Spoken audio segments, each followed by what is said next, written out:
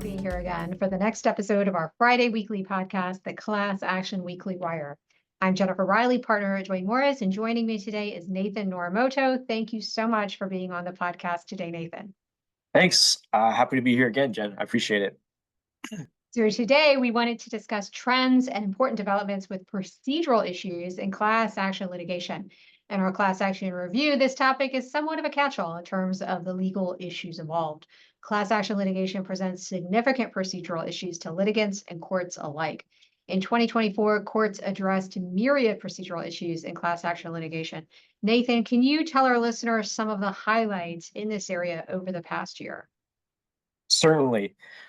Jurisdiction is always an important consideration in class action litigation. Jurisdictional defenses can be dispositive when a defendant challenges the ability of plaintiffs to maintain their class action in court.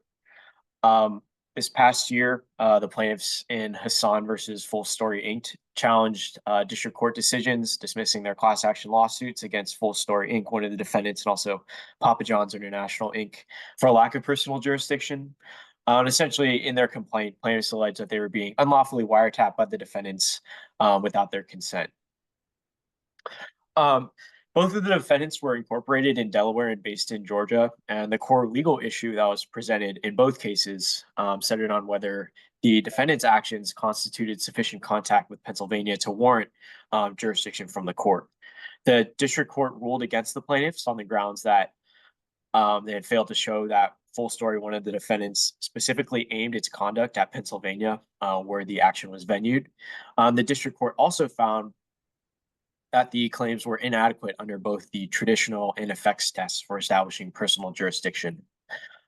This decision from the district court was appealed to the Third Circuit, which ultimately affirmed the district court's ruling. The Third Circuit ruled that the plaintiff's allegations had failed to show that one of the defendants, Papa John's, targeted Pennsylvania specifically, as the company's website was intended for a national audience.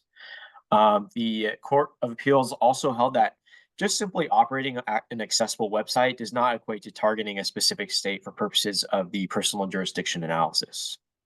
Additionally, the Third Circuit rejected one of the plaintiff's arguments that Papa John's business activities in Pennsylvania established sufficient jurisdiction, analyzing that the alleged wiretapping would have occurred regardless of the company's operations in that state.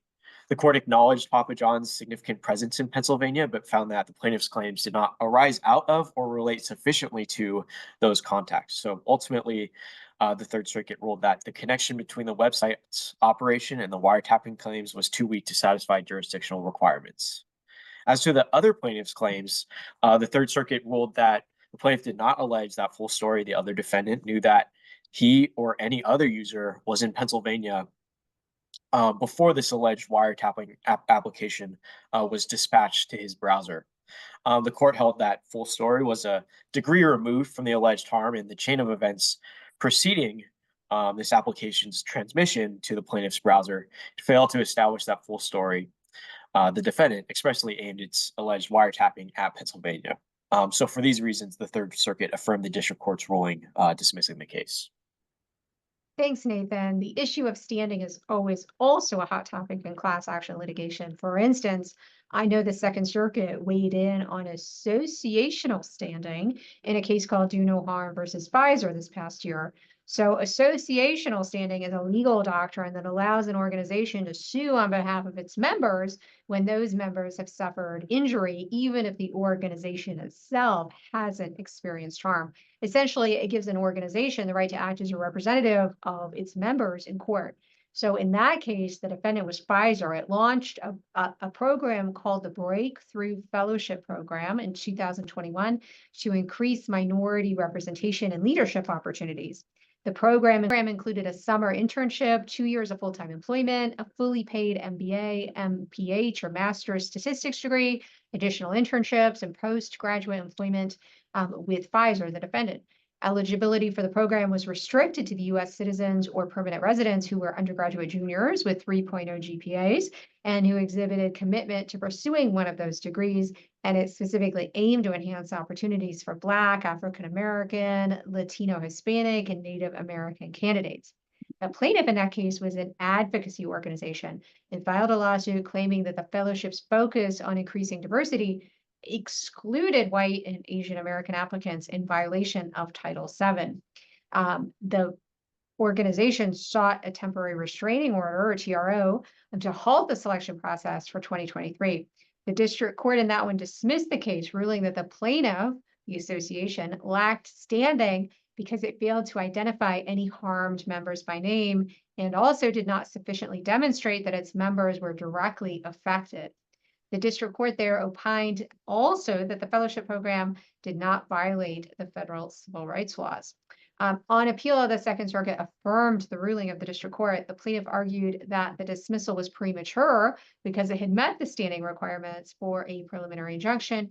The Second Circuit disagreed. It ruled that the plaintiff, who was, of course, pursuing claims as an association, had to name at least one injured member in order to establish standing, and therefore the dismissal was appropriate because the plaintiff failed to meet that requirement. Interesting. I'm interested to see how associational standing progresses and that doctrine progresses through 2025. Jen, I also wanted to address the issue of consolidation in class action litigation, since oftentimes consolidation issues surface when defendants are subject to multiple class actions and are assessing whether or not to consolidate multiple cases in one forum is a strategic imperative for defendants. In Willis versus Government Employees Insurance Company, the plaintiffs filed a collective action alleging that Geico had failed to pay overtime wages under the Fair Labor Standards Act, or the FLSA. The case was connected to two other FLSA collective actions against Geico already pending in that court.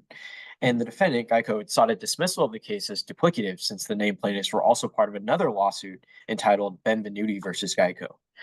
The court denied the motion and ultimately consolidated the actions, stating that the Benvenuti action specifically involved service representatives, Geico's operation out in Macon, Georgia call center, and had alleged that Geico had failed to pay overtime, under a policy that had only compensated logged in hours. The current plaintiffs, while also part of the Benvenuti case, represented employees in different positions who had similar claims regarding unpaid hours worked. The court noted that there was a substantial overlap in the parties, issues, and relief sought between the two cases, emphasizing that both actions revolved around claims of unpaid overtime under these alleged timekeeping practices. And so the court ruled that consolidating the cases would actually enhance judicial efficiency and avoid repetitive litigation to provide a more streamlined resolution of the common issues. Thanks, Nathan. Agreed. Centralization is key for parties when attempting to litigate the claims of several actions in a particular forum. So let's talk about one more topic, and one that is always interesting in terms of how courts rule. Sanctions in class action litigation. Were there any interesting rulings on sanctions in 2024? Definitely. Interesting sanctions case was Missouri versus Metalcraft of Mayville, Inc.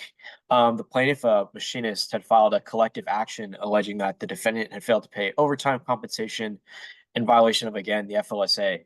The plaintiff specifically asserted that the defendant's timekeeping system allowed employees to clock in and out up to 15 minutes before and after their scheduled shifts. However, the plaintiffs alleged that employees clocked in early but did not work.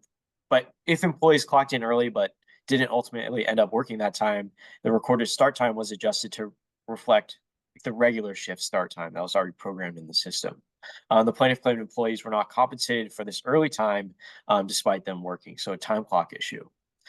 The court initially granted conditional certification of the collective action, but after discovery, it subsequently decertified the collective action. The plaintiffs, following that decertification ruling, filed 16 additional cases, which the court moved to consolidate or consolidated. And then the court selected 2 cases for summary judgment briefing out of those 16. The court had granted summary judgment to the defendant in all of the selected cases. It ruled that even though the FLSA plaintiffs have a lower burden of proof when employer records are inaccurate, for example, the plaintiffs must still provide some proof of the hours they worked and were not compensated for that time.